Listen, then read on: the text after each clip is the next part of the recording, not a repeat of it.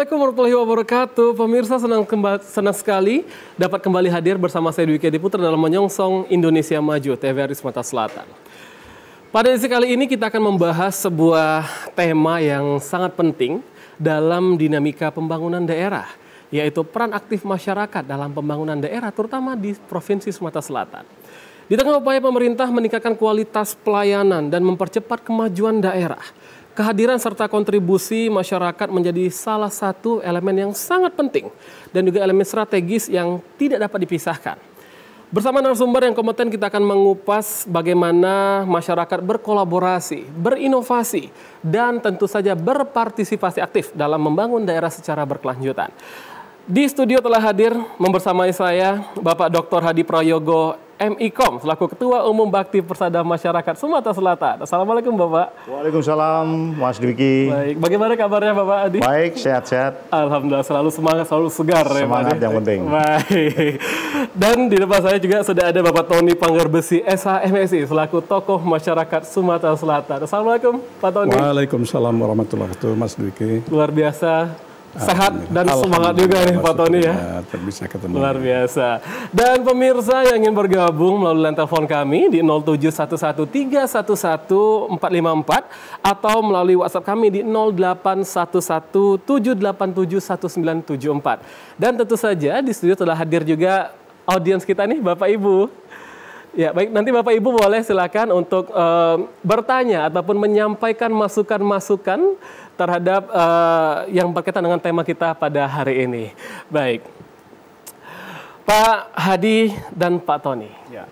Hari ini di Menyongsong Indonesia Maju kita akan membahas peran serta masyarakat, Pak, untuk pembangunan daerah. Nah, sebelum kita masuk, saya memperkenalkan Ketua Umum Bakti Persada, nih, Pak Hadi.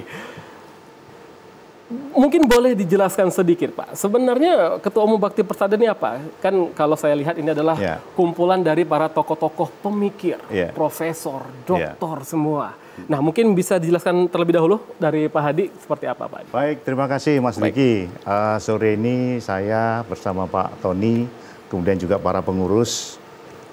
Terima kasih telah diberi kesempatan TVRI untuk memperkenalkan Bakti Persada Masyarakat Sumatera Selatan. Atau supaya lebih singkat disebut aja Bakti Persada. Benar kata Mas Dwiki tadi, jadi Bakti Persada ini kita dirikan sekitar 1 tahun yang lalu. Dengan 1 tahun yang lalu, dan unik Bakti Persada ini kalau saya sebut, karena pengurusnya itu terdiri dari berbagai ragam latar belakang profesi, bahkan latar belakang usia. Karena usianya ada yang masih 18 tahun, ada juga yang sudah 85 tahun. Nah, apalagi Dewan Pakarnya ini. Dewan Pakarnya ini ada sekitar 40 Dewan Pakar, itu ada sekitar 10 profesor, 15 doktor, belasan magister. Nah, kami memang sejak awal bersama inisiator antara lain Pak Tony, kemudian Pak Susno Duaji, kemudian Pak Solihin Daud, Pak Muhammad Nur, dan lain sebagainya, itu adalah menjadikan Bakti Persada ini sebagai lembaga pemikir. Bahkan waktu kita audensi dengan Pak Herman Deru yang sekarang gubernur, beliau juga menyatakan jadikan aja sebagai think tank, artinya pemikir, lembaga pemikir. Dan syukur alhamdulillah sesuai dengan cita-cita para inisiator juga, Bakti Persada mengarah ke sana. Dalam 1 tahun ini berkiprah, ada diskusi, ada workshop, dan lain sebagainya. Dan alhamdulillah sekitar tanggal 28 Oktober tepatnya, Wali Kota Palembang, Pak Ratu Dewa, itu meminta kami untuk memberikan saran, memberikan masukan, memberikan kritik untuk Kota Palembang. Sehingga beliau memfasilitasi ruang para meswara untuk para Dewan Pakar kita berdiskusi dan kawan-kawan semua. Syukur alhamdulillah. Dan nanti sedang dibahas ini adalah rekomendasi dari diskusi panel itu untuk disampaikan lagi kepada Pak Wali Kota. Jadi seperti itu Mas Dwiki. Gambarannya gambaran umum tentang Bakti Persada. Dan ingat bahwa kami juga sudah terdaftar di Kesbangpol, sudah punya akte notaris, dan sudah terdaftar di Kemenkumham. Kemenkumham. Ya. Luar biasa, berarti Pak Akti Persada. Ya. Terdiri dari profesor, doktor, dan yang muda sampai dengan yang senior. Pak, Ya. Bukan tua Pak ya, senior. Senior. Ya. Oke, baik. Jadi memang tepat dengan tema bahasan kita ini ya Pak. Ya. Bagaimana peran serta masyarakat Ya. untuk pembangunan daerah gitu ya Benar. Pak Hadi. Baik, saya ke Pak Tony. Pak Tony, bahwasanya Sumatera Selatan saat ini sedang menyongsong Sumsel Maju untuk semua dengan 12 program strategis pembangunan daerah. Bagaimana Pak Tony menanggapi tentang 12 program pembangunan daerah ini, Pak? Saya melihat apa yang sudah diprogramkan dalam RPJM Sumatera Selatan, kan diletakkan dalam Renstra, ini sangat baik ya dalam tatanan-tatanan bagaimana implementasinya. Pak Gubernur, Pak Haji Herman Deru telah mencanangkan program-program strategis itu sendiri. Antara lain bagaimana mewujudkan agar untuk percepatan pembangunan ini untuk mempercepat Tanjung Carut itu sebagai pelabuhan samudera ya. Saya pikir itu salah satu. Kemudian juga bagaimana akses daripada jalan tol itu sendiri. Kemudian program-program lain bandara sudah cukup bagus. Nah, ini tinggal dukungan dari masyarakat ya, dukungan dari masyarakat bagaimana peran dari masyarakat untuk mendukung program-program ini secara konkret. Tentu pemerintah sebagai regulator ya, sebagai sertator dan administrator ini mengajak pemerintah, mengajak masyarakat untuk turun bersama masyarakat. Nah, peran masyarakat tentu berharap melalui tokoh adat, tokoh agama, dan tokoh masyarakat bersama-sama dengan cendekia bersama-sama perguruan tinggi ingin mewujudkan itu. Nah, kita dalam rangka itu masyarakat, melalui tokoh masyarakat sangat mengantusias, sangat mendukung program-program yang dicanangkan oleh pemerintah selatan dan juga serta kabupaten kota yang sudah menyiapkan program-program selaras dengan RPJM pemerintah pusat, RPJ pemerintah pusat dan provinsi dan kabupaten kota begitu. Oke, baik Pak Tony. Saya ke Pak Hadi. Kalau menurut Pak Hadi seperti apa? Bagaimana memaknai konsep pembangunan daerah, Pak? Dalam hal ini konteksnya yaitu Sumatera Selatan dan juga Kota Palembang. Ya, kalau kita lihat untuk tahun ini, kita tahu bahwa pemerintah pusat sudah mengumumkan dan sudah diterima oleh pemerintah daerah adanya efisiensi, adanya pemotongan anggaran dan sebagainya. Dan ini tentu sangat berdampak bagi pembangunan daerah.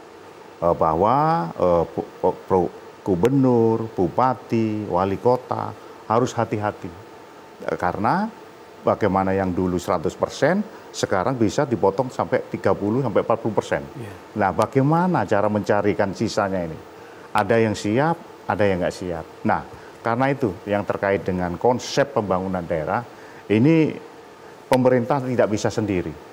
Artinya, pemerintah juga harus melibatkan masyarakat untuk berpikir, pemerintah juga harus melibatkan akademisi, dan sebagainya. Karena itu, kami sebagai masyarakat, sebagai organisasi pemikir, juga siap seandainya dilibatkan dalam proses pembangunan itu.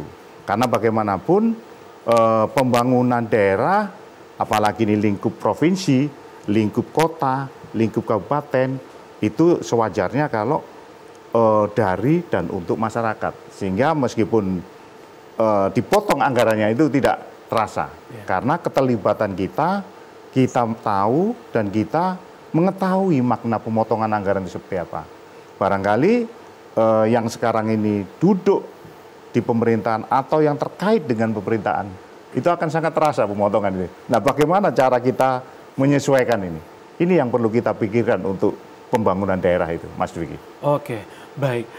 Lalu Pak Hadi, bagaimana konsep tentang partisipasi masyarakatnya nih? Ya. Dalam pembangunan daerah yang diterapkan di Sumatera Selatan ya Pak? Ya, tentu karena tadi saya sebut bahwa pemerintah, dalam hal ini pemerintah daerah tidak bisa berjalan sendiri. Dia juga harus melibatkan masyarakat. Masyarakat pun harus berperan serta aktif. Tidak hanya mengeluh, tidak hanya melakukan demo misalnya kan. Ya karena ini sudah keputusan pusat, kebijakan political will dari pemerintah pusat. Tidak bisa lagi dirubah. Nah, bagaimana masyarakat itu bisa berpartisipasi dalam arti ikut membantu, ikut mendorong. Seperti yang kami lakukan ini, ikut berpikir. Ikut bagaimana caranya meskipun dengan dana yang terbatas, pembangunan tetap jalan. Nah, partisipasi masyarakat saya kira apalagi sekarang ini masyarakat sudah pada pinter, sudah canggih, apalagi didukung dengan transformasi digital, sudah waktunya masyarakat ikut berpartisipasi dalam pembangunan. Artinya apa? Badan publik pun harus transparan, harus terbuka, sehingga bisa memberi ruang masyarakat mengetahui, bahkan ikut dalam kebijakan publik. Oke, baik. Jadi memang pemerintah tidak bisa bergerak sendiri, ya Pak ya, harus berkolaborasi dengan masyarakat, dengan swasta, gitu Pak ya. Oke, baik Pak Hadi. Saya bergeser ke Pak Tony. Pak Tony, yang menarik dari pembahasan dengan Pak Hadi tadi adalah tingkat partisipasi masyarakat ini Pak. Mungkin ya tadi tidak hanya demo saja atau tidak hanya komentar saja gitu Pak ya. Nah, menurut Pak Tony, faktor apa saja yang mempengaruhi Pak tingkat partisipasi masyarakat dalam proses perencanaan pembangunan daerah? Beberapa faktor atau beberapa variabel yang ikut berpengaruh dalam partisipasi itu sendiri. Pertama, tentu informasi yang disampaikan kepada masyarakat, sehingga masyarakat mengetahui ya informasi, kemudian bagaimana edukasinya, mengedukasi masyarakat itu sendiri, sehingga menggairahkan masyarakat itu ikut berperan serta ya, dengan transparansi, dengan satu edukasi yang bisa dilakukan. Tentu kita harapkan melalui tokoh-tokoh masyarakat terlebih dahulu. Kita lihat swasta potensinya kan luar biasa, tetapi masih miris kita ya, termasuk masih tingkat kemiskinan di atas 2 digit di situ ya, sudah 2 digit. Posisi kita punya tambang, kita punya perkebunan, kita punya perikanan, pertanian, dan luar biasa. Nah, kenapa? Apa masalahnya? Nah, mestinya ada korelasi positif ya antara sumber daya alam dengan tingkat kemakmuran masyarakat itu. Tapi senyata itu, di mana missing link-nya di sini? Di mana ada halnya? Ini tentu salah satunya partisipasi masyarakat. Nah, bagaimana masyarakat? Ada motivasi, diberikan satu edukasi oleh pemerintah, diberikan ruang bagaimana peran-peran masyarakat itu, apa yang diperlukan di peran masyarakat ini, yang kolaborasi antara masyarakat, pemerintah, dan dunia usaha. 3-in-1 menurut saya itu ya. Masyarakat, dunia usaha, dan pemerintah ini bergerak bersama-sama dalam satu frekuensi yang sama ya, jangan berdiri sendiri-sendiri. Dengan ketiga frekuensi yang sama ini, percepatan akselerasi yang dilakukan oleh pemerintah ini akan lebih mudah terjamin. Nah, kuncinya hilirisasi.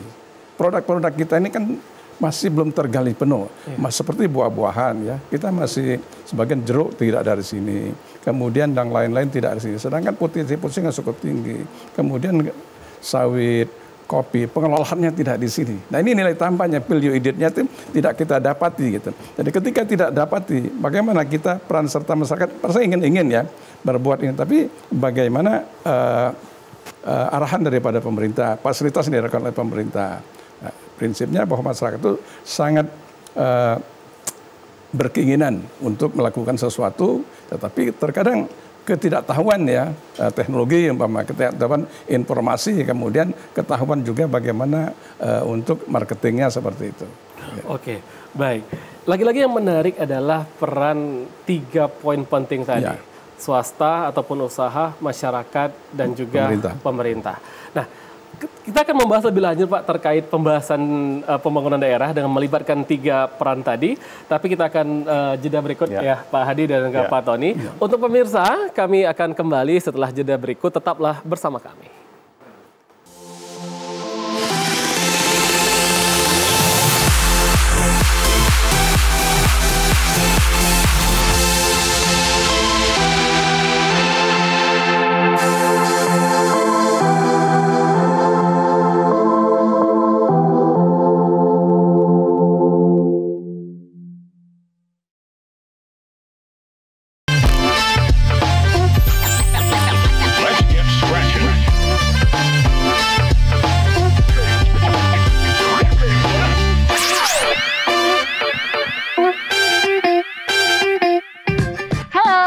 Welcome to Sumsel Stories.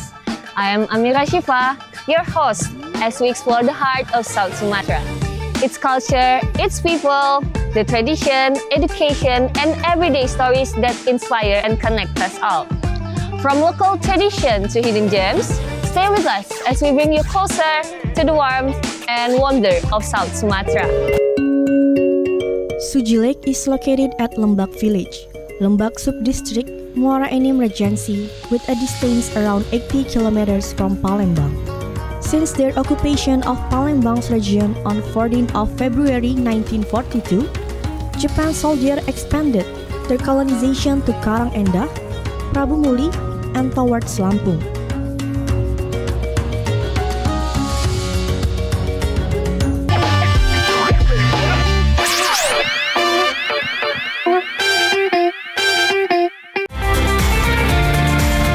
Sebagai lembaga penyiaran publik, TVRI Sumatera Selatan menjunjung tinggi sinergisitas menuju TV kelas dunia, menciptakan Indonesia cerdas, menyongsong Indonesia maju. TVRI Sumatera Selatan bertekad menjadi TV publik, mampu menjembatani kepentingan masyarakat dan pemerintah.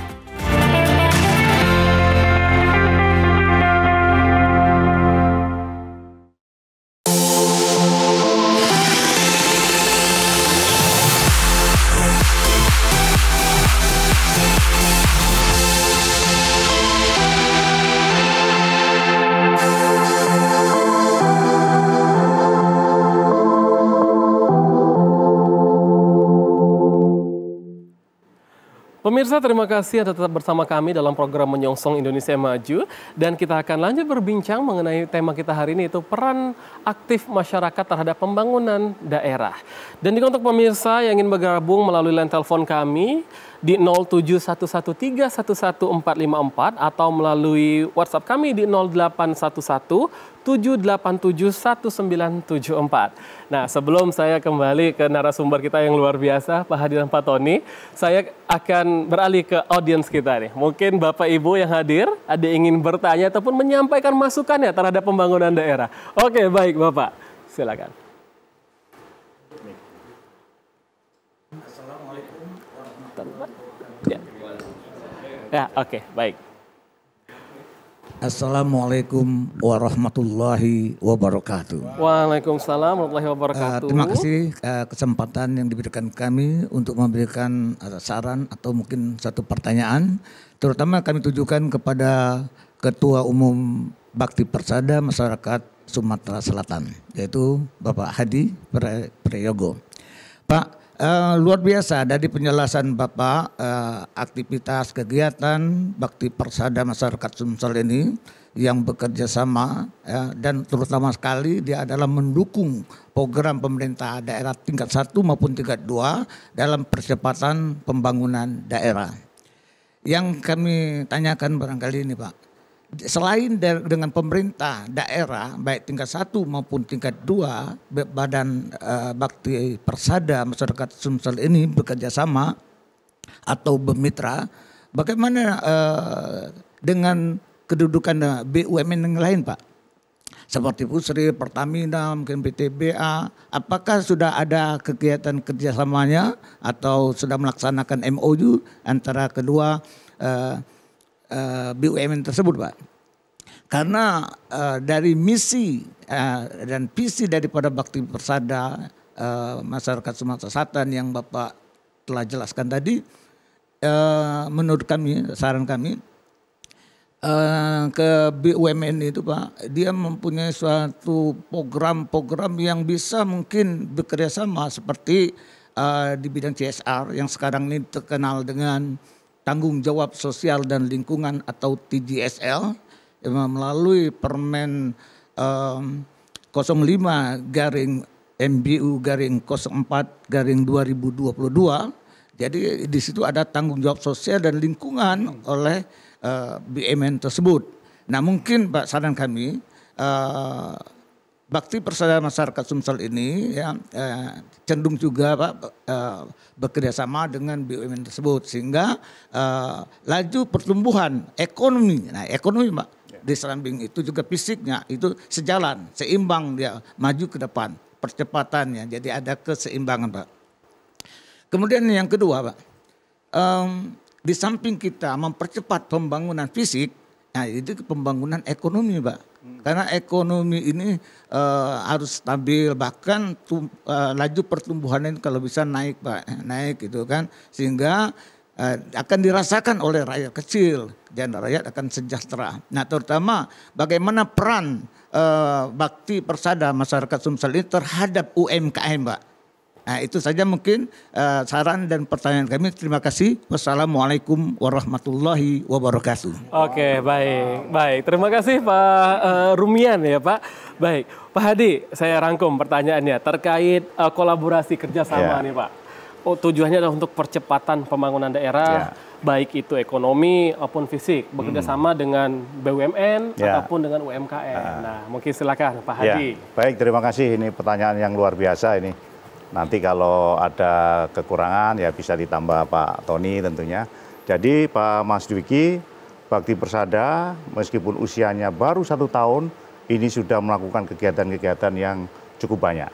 Jadi selain kemarin tanggal 28 Oktober kita menyelenggarakan diskusi panel bekerjasama dengan pemerintah Kota Palembang, kita juga melakukan audensi-audensi dalam rangka kerjasama. Kemarin kita juga pernah beraudensi dengan Kodam juga, diskusi dengan Pangdam tentunya bagaimana tentang keamanan di Sumatera Selatan. Demikian juga tadi ada pertanyaan dari Pak Rumian tentang BUMN. Nah tentu Bakti Persada juga berniat untuk melakukan kerjasama dengan BUMN. Kemarin kita sudah melakukan audensi di mana tim lobby BUMN itu Pak Rumian. Kita melakukan audensi BUMN itu pertama di Pusri, kemudian yang kedua di Pertamina. Surat-surat audensi sudah kita sebarkan, baru 2 yang menanggapi. Tentunya nanti ada BUMN-BUMN yang lain. Dan syukur alhamdulillah Pusri pun ikut bekerja sama, ikut mensupport, mendukung diskusi panel yang kita selenggarakan bersama pemerintah Kota Palembang. Tadi ada pertanyaan tentang UMKM. Jadi begini, di Bakti Persada itu dibagi juga namanya Pokja. Pokja 1 sampai Pokja 8. Di Pokja 3 itu adalah tentang perekonomian dan juga terkait dengan UMKM.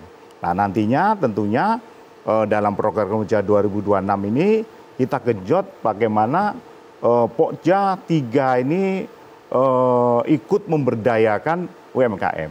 Dan kebetulan saya juga sebagai Ketua Forum CSR Sumatera Selatan tentu akan membackup apa yang dilakukan kawan-kawan Pokja 3 ini melalui jalur CSR. Jadi yang penting bagaimana kita menyatukan ini stakeholder dan lain sebagainya demi pembangunan Sumatera Selatan. Kita tahu bahwa di tingkat pusat tadi sudah kita bicarakan terjadinya pemotongan anggaran ini tentu menyulitkan semua orang, menyulitkan semua pihak. Nah, bagaimana caranya kita bisa bekerja sama, berkontribusi, tentunya menghasilkan hal-hal yang positif. Termasuk yang kita pikirkan adalah yang disebut tadi UMKM. Padahal UMKM kalau kita lihat di data statistik itu hampir puluhan juta, sekitar mungkin 30 juta kali yang berproyeksi UMKM ini. Nah, bagaimana kita sebagai masyarakat, sebagai lembaga pemikir juga ikut memikirkan bagaimana memberdayakan UMKM ini. Nah, saya kira itu jawabannya. Baik, udah terjawab Pak Rumian atas masukan dan sarannya ya. Pak Rumian terima kasih. Dan Bapak Ibu yang lain nanti boleh kalau untuk ingin menyampaikan masukan ataupun pendapat ya Bu ya terkait peran aktif masyarakat terhadap pembangunan daerah. Mungkin ada lagi Bapak Ibu? Boleh Ibu, silakan. Ya, izin saya Yunita Teresiana. Saya tertarik dengan tadi kata Pak Ketua menyatakan bahwa Bakti Persada ini melibatkan masyarakat, pemerintah, swasta, akademisi, dan media massa tentunya. Jadi dalam pentahelik. Nah di sini tentunya dalam mencapai program proses pembangunan yang baik, ini tentunya melibatkan perencanaan yang melibatkan masyarakat tentunya. Jadi yang akan saya tanyakan adalah bagaimana Bakti Persada mengajak masyarakat untuk dilibatkan dalam proses perencanaan pembangunan. Terima kasih, itu saja. Baik, terima kasih Ibu Yunita Doktor Yunita. Oke, baik. Ibu terima kasih untuk pertanyaan kepada Pak Hadi kembali. Mungkin nanti boleh ditambahkan juga dengan Pak Tony ya Pak. Karena kita akan membahas tentang pentahelix tadi Ibu ya. Ada 5 item nih kalau kita berbicara pentahelix. Salah satunya adalah akademisi dan juga masyarakat media gitu ya Pak ya. Nah, mungkin Pak Hadi dulu menjawab, nanti boleh lanjut ke Pak Tony terkait mengajak masyarakat untuk berperan aktif. Ya baik, ini juga menjadi salah satu pokja dari Bakti Persada tentang keberadaan pentahelix ini. Kebetulan ada figur-figur yang sangat care dengan pentahelix, antara lain adalah Dr. Udita, kemudian Dr. Yunita yang masuk di dalam organisasi Bakti Persada. Sehingga kebetulan program-program dari pentahelix itu kita serap menjadi program-program Bakti Persada. Dan kebetulan 2 tokoh tadi, 2 figur tadi tidak keberatan. Nah, ini sudah kita mulai godok ini pentahelix ini. Baik itu yang melibatkan pemerintah, melibatkan media massa, melibatkan akademisi. Kita coba untuk gini. Jadi inti dari kegiatan pentahelix yang akan lakukan oleh Bakti Persada adalah pembangunan karakter. Karena ternyata misalnya saja sebagai contoh Kota Palembang, baik itu tentang kebersihan, baik itu tentang kemacetan, baik itu tentang banjir, sebenarnya yang saya tahu, kita tahu, mungkin Pak Tony juga tahu, bahwa hampir dari eranya wali kota itu mungkin Edi Santana sampai Romi Herton, kemudian Harnojoyo, kemudian Ratu Dewa, itu sangat care terhadap kebersihan, terhadap banjir, terhadap kemacetan, sangat care, saya yakin. Tetapi kenapa kok belum berubah ini? Mungkin ada yang salah. Barangkali bukan hanya sebagai pembangunan fisik, bukan menciptakan sungai-sungai, bukan menciptakan lagi misalnya perkebunan untuk menyerap banjir, tapi karakter manusianya. Nah, karena itu kita coba lewat program-program yang akan kita tawarkan adalah pembangunan karakter. Bagaimana membuat masyarakat ini memahami seperti ini loh. Kan sekarang ini kan dikenal bahwa masyarakat Indonesia ini lebih takut polisi daripada peraturan polisi, bener nggak? Iya. Kalau ada polisi takutnya minta ampun, tapi kalau nggak ada polisi peraturan dilanggar. Nah, itu kan karakter gitu. Bukan, ini contoh yang saya kira nggak usah ditiru ya.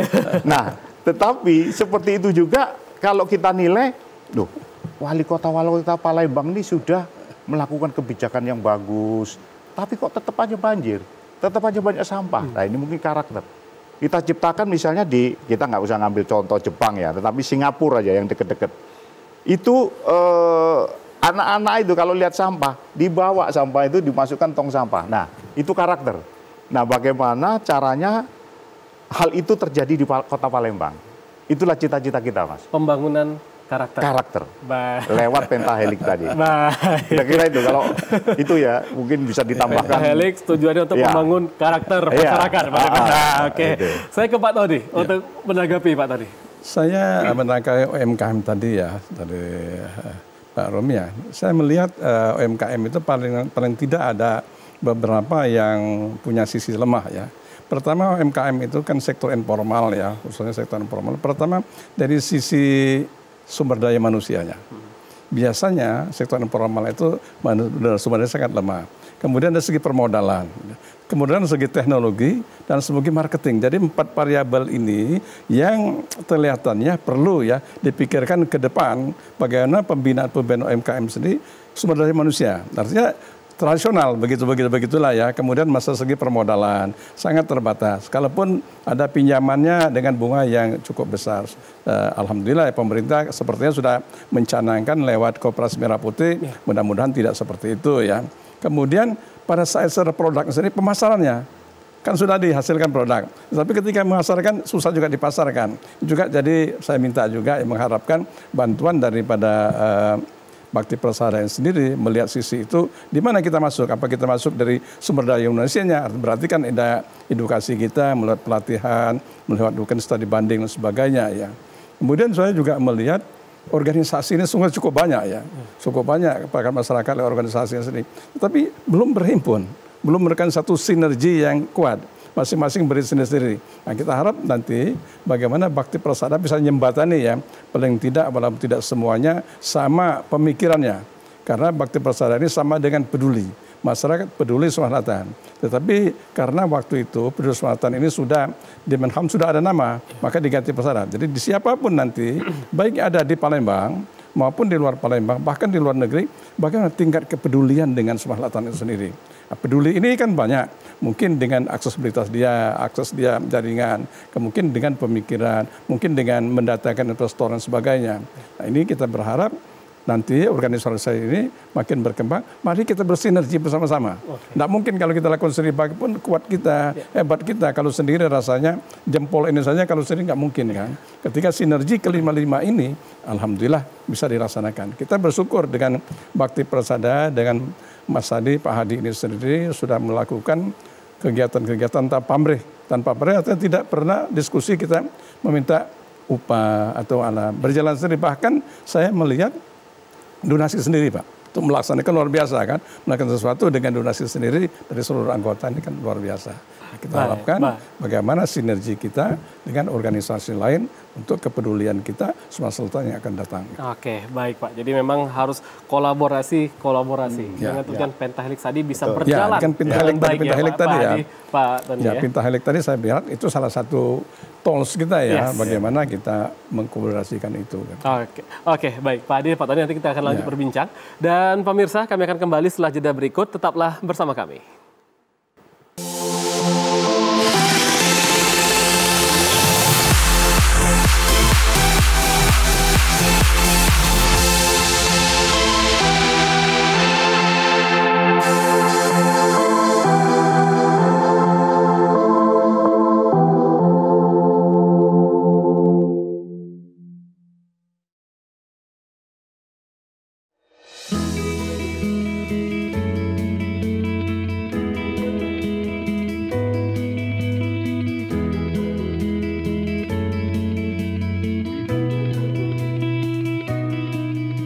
Pagi Bu Lita. Pagi.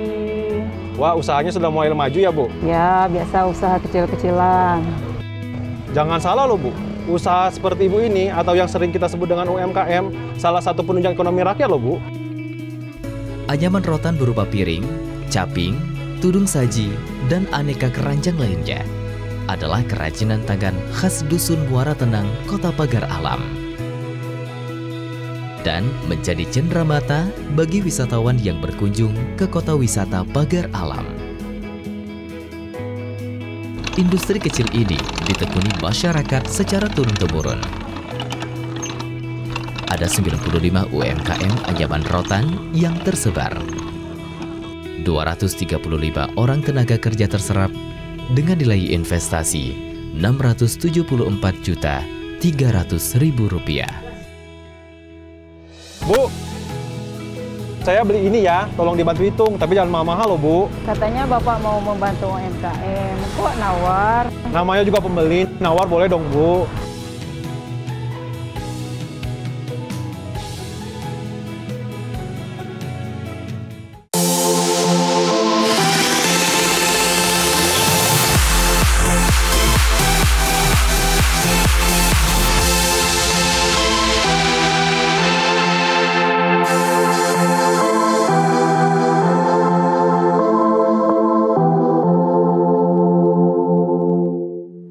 Baik pemirsa, terima kasih Anda tetap menyaksikan program Menyongsong Indonesia Maju yang tadi kita sudah membahas tentang peran masyarakat terhadap pembangunan daerah.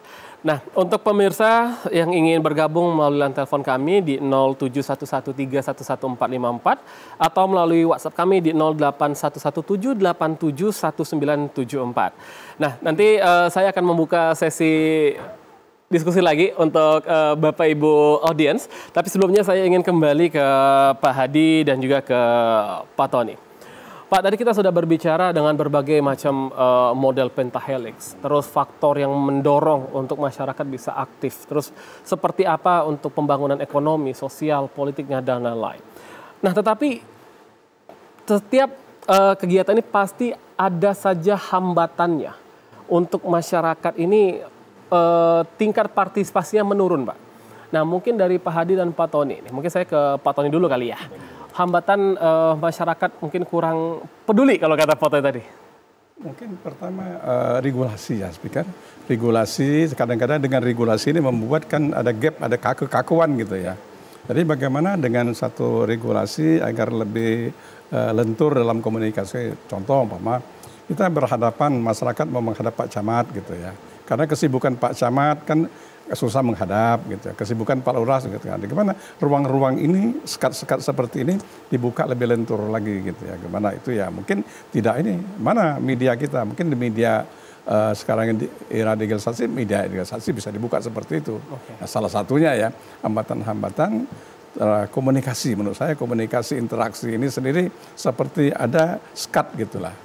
Nah, itu yang barangkali ke depan strategi atau juga apa yang perlu kita lakukan. Nah, Oke, baik, berarti menurut Pak Tony hambatannya adalah di komunikasi dan di interaksi tadi ya Pak ya? Antaranya mungkin juga regulasi dan komunikasi, intinya komunikasi lah. Regulasi, komunikasi, interaksi berarti ya. Saya ke Pak Hadi, kalau menurut Pak Hadi, ini hambatan seperti apa Pak yang menurunkan tingkat partisipasi masyarakat? Kalau kita, kebetulan juga saya juga sebagai orang media ya, saya melihat bahwa masyarakat sekarang ini boleh mungkin ekstrim ini ya, tapi sudah apatis menghadapi masa kehidupan ini, menghadapi khususnya yang berkaitan dengan pemerintah. Ini mungkin ada beberapa hal yang membuat masyarakat ini apatis. Yang pertama, tadi yang kata Pak Tony tadi, mungkin peraturannya, birokrasinya terlalu kaku, sehingga masyarakat tidak bisa menjangkau, pejabat pun tidak bisa menjangkau. Kemudian yang kedua, penegakan hukum, law enforcement. Ini yang membuat masyarakat itu nggak puas terhadap aturan hukum, katakanlah itu kalau terkait dengan aparat hukum, terhadap hasilnya. Mereka tidak puas. Kemudian yang ketiga, kita harus akui bahwa sekarang ini budaya menyeleweng itu kan ada di mana-mana. Baik itu dari pemerintah pusat maupun pemerintah sampai bawah. Ini membuat masyarakat juga apatis. Ini paling kayak gitu, paling seperti itu. Akibatnya apa? Pilkada kita kan transaksional. Lu mau jadi pejabat, lu bayar gua berapa? Kan gitu. Nah, inilah yang kemudian menjadi kendala masyarakat untuk berbuat sesuatu terhadap pembangunan. Nah, sudah saatnya dengan apa yang dilakukan oleh pemerintah pusat, kemudian berdampak di pemerintah daerah, sudah saatnya bahwa pemerintah daerah juga melibatkan masyarakat. Sehingga mereka juga merasa memiliki atau sense of belonging terhadap yang ada di masyarakat ini. Yang kecil aja, misalnya gerakkan lagi itu ronda. Dulu kan enak, aku jaga ronda. Sekarang kan nggak ada lagi, pada cuek. Katakanlah tetangga kemalingan pun kita cuek aja, ya biarlah dia yang rugi. Sudah diganti CCTV nah, ya Pak? Iya, sudah ganti CCTV, ya kan? Coba itu, ya menjadi tanggung jawab. Kalau ada tanggung jawab kan enak. Jadi kita sangat care dengan yang kejadian yang menimpa di paling nggak tetangga sebelah kita. Terkadang tetangga kita ini ada musibah, diem aja, ya kan? Tertentu.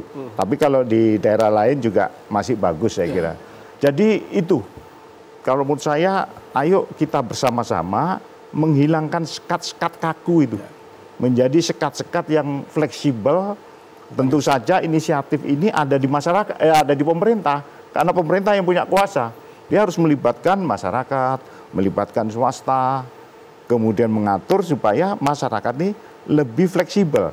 Sehingga dia memandang, masa lihat camat aja kayak lihat apa gitu kan. Oke, berarti memang pemerintah kita harus menuju ke good governance berarti Pak ya, yang lebih fleksibel, lebih efisien gitu ya. Gitu. Oke, baik Pak Hadi dan Pak Tony. Saya kembali ke Bapak Ibu audiens, mungkin ada yang ingin menyampaikan masukan, berdiskusi ataupun bertanya, silahkan Bapak. Terima kasih. Jadi mendengarkan uraian tadi kami kembali lagi ke awal.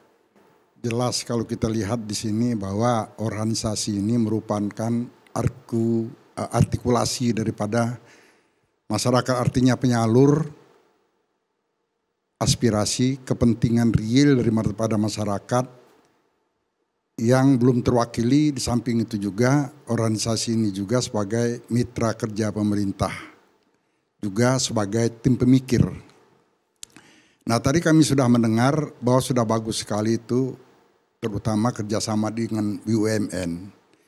BUMN itu kalau kita lihat di CSR itu program mereka itu yang perlu dipercepat itu antara lain seperti ekonomi masyarakat, lingkungan hidup, kesehatan. Dan ada satu lagi ini, yaitu kita meningkatkan kapasitas, kemampuan dan keterampilan masyarakat. Yaitu dengan jalan mengadakan pelatihan-pelatihan seperti misalnya kursus motor, kursus montir, kulkas, radio, seperti ASI dan sebagainya. Nah, kami juga ingin bertanya, sampai kemana program itu sudah termasuk dalam program, apakah ada kelompok-kelompok yang membidangan itu di dalam Bakti Persada ini. Kemudian bagaimana kalau kita menyinggung masalah UKM, itu mau tidak mau itu akan ada sangkut pautnya dengan koperasi. Bagaimana dengan koperasi juga, apakah sudah termasuk di program kerja daripada Bakti Persada? Terima kasih. Oke, baik. Terima kasih Bapak Hairuman ya Pak ya. Baik, ini sebenarnya pertanyaan langsung tertuju dengan ketuanya ini ya, dengan Pak Hadi nih terkait pelatihan Pak. Pelatihan untuk ya pada montir, elektronik, seperti itu. Dan juga tadi koperasi. Nah ini apakah sudah menjadi bagian dari program kerja dari Bakti Persada sendiri Pak Hadi atau seperti apa? Silakan Pak. Baik, terima kasih. Yang untuk UMKM dan ada kaitan dengan BUMN tadi, sebenarnya kita sudah bentuk, Bakti Persada ini sudah membentuk yang namanya tim BUMN. Yang dimana ketuanya Pak Rumian, juga ada Pak Khairuman, ada Pak Taufik Syariah, Zainal Arifin, dan sebagainya.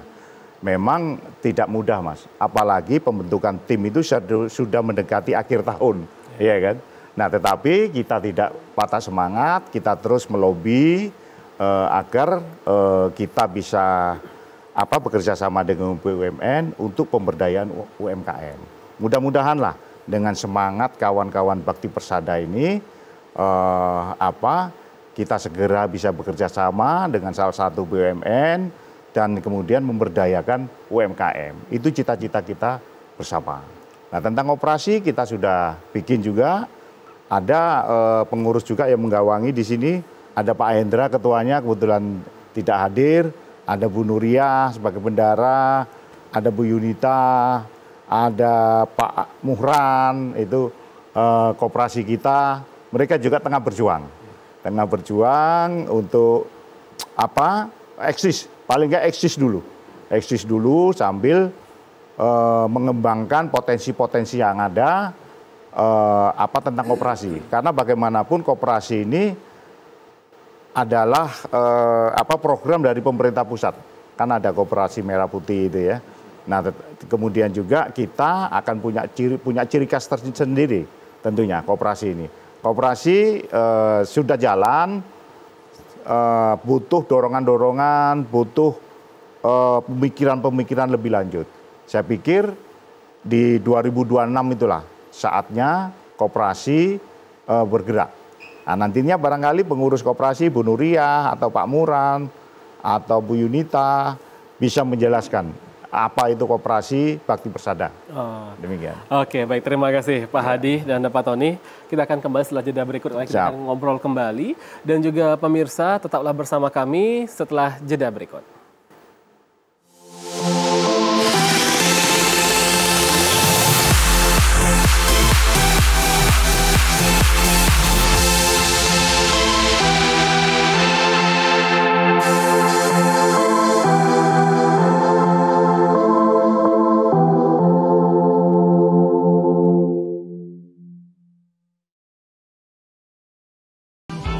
Penobatan hasil karya terbaik untuk merayakan dedikasi, kreativitas, dan prestasi dari insan TVRI seluruh Indonesia.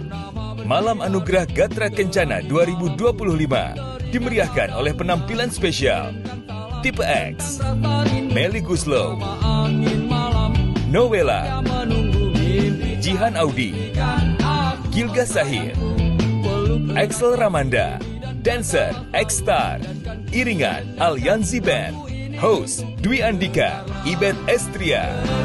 Anugerah Gatra Kencana 2025, Rabu 26 November 2025, pukul 20 waktu Indonesia Barat, live dari Auditorium TVRI.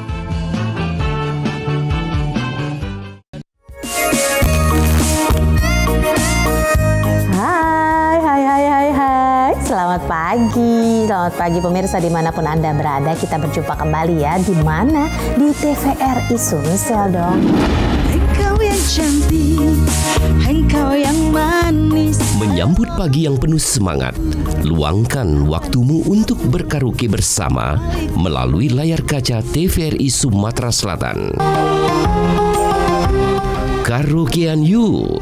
Setiap Senin dan Kamis, pukul 10 hingga pukul 11 waktu Indonesia Barat.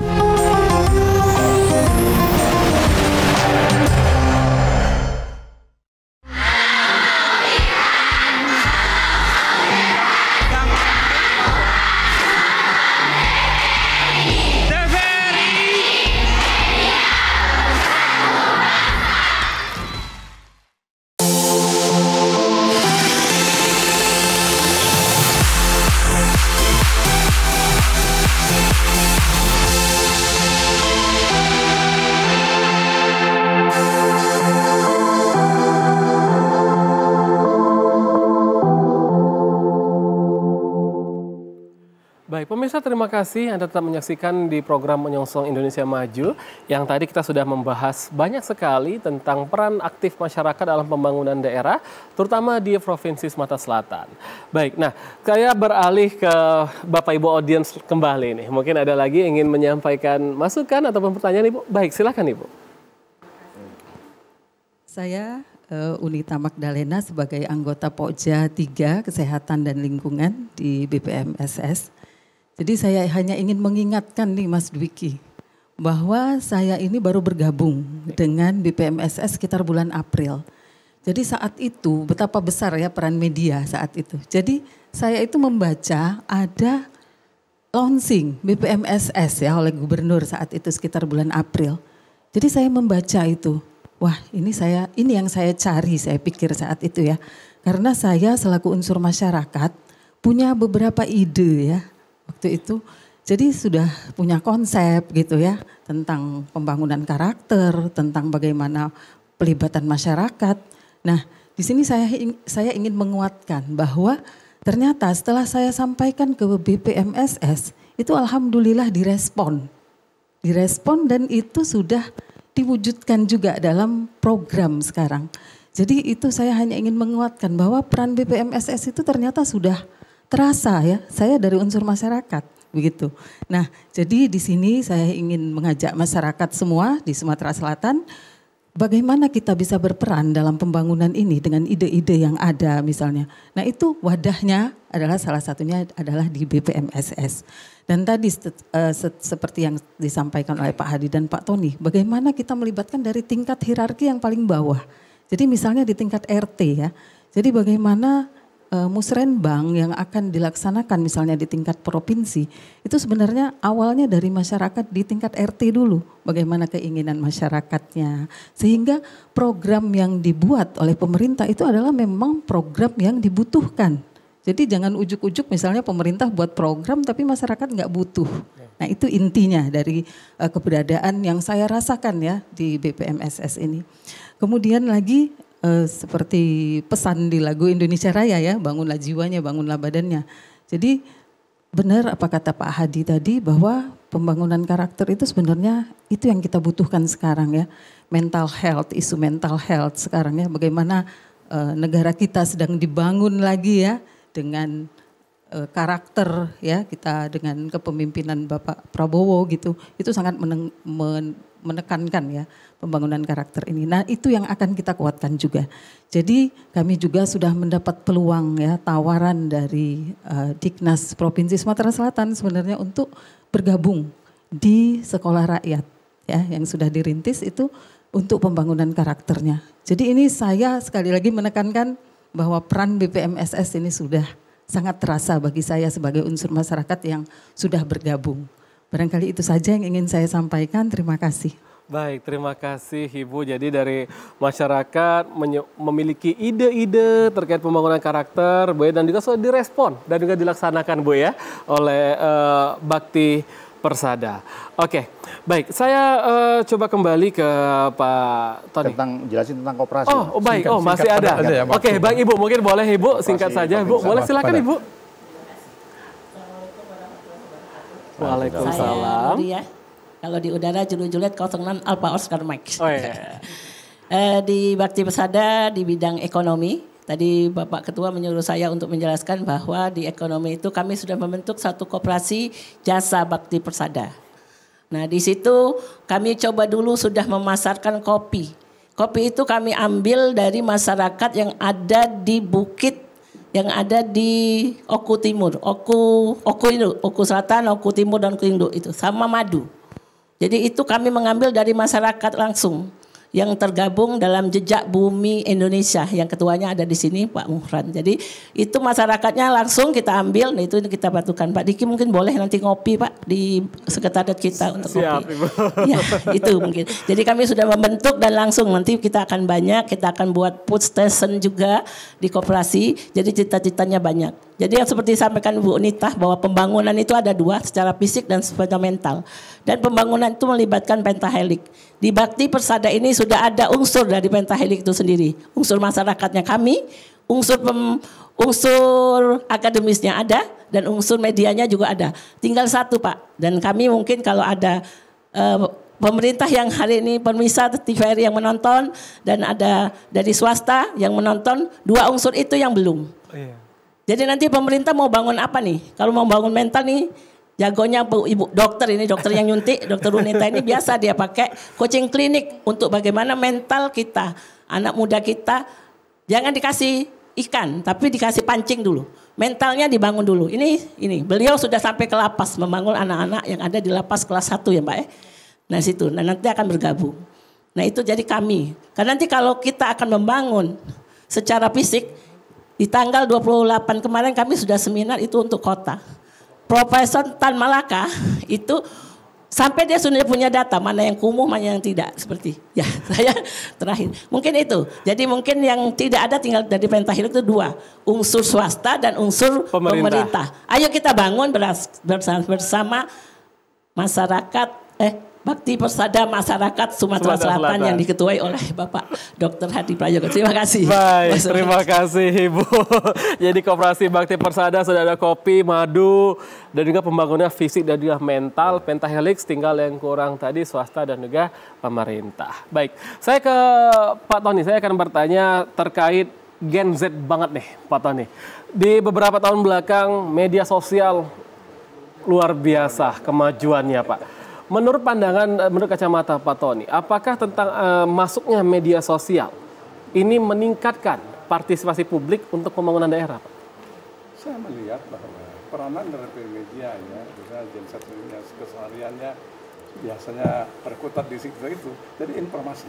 Dan informasi ini harus informasi globalisasi ini sangat berpengaruh ya kepada masyarakat sendiri. Tentu informasi yang positif, informasi yang humanis, informasi yang sifatnya untuk pembangunan ini bagaimana tokoh masyarakat, tokoh agama lebih banyak menginformasikan seperti itu sehingga arah pembangunan, arah Gen Z ini terarah gitu ya. Melalui organisasi-organisasi ini sehingga apa yang diresahkan oleh masyarakat itu pelan-pelan kita arahkan, mudah-mudahan dalam satu arah dan satu kebijakan sama apa yang dilakukan, diinginkan oleh Gen Z sendiri melalui media, apa yang diinginkan oleh pemerintah, apa diinginkan oleh masyarakat, khususnya Bakti Persada ini sendiri.